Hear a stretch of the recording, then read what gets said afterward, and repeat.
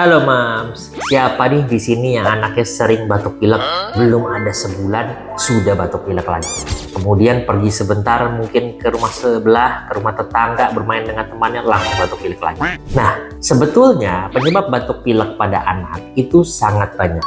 Tetapi kalau anak itu batuk pilek berulang dan tidak ada tanda-tanda infeksi lain seperti demam dan juga aktif tetap seperti biasa, kita harus memikirkan penyebabnya bukan infeksi, sehingga pemberian antibiotik yang tidak perlu sebaiknya dihindari.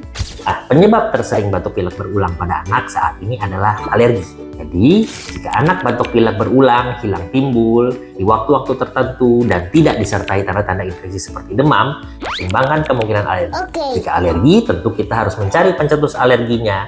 Alergi pada anak umumnya bisa disebabkan oleh tungau debu rumah, bisa juga karena asap, bisa juga makanan tertentu. Pastikan kita evaluasi kembali kemungkinan-kemungkinan pencetus alerginya. Jika diperlukan, bisa dilakukan tes alergi agar pencetus alerginya tersebut bisa dihindari. Alergi pada anak seharusnya bisa dikontrol dengan menghindari faktor pencetus alergi tersebut sehingga tumbuh kembang anak juga tidak terganggu. Salam sehat, saya Dr. Joko Kurniawan, spesialis anak.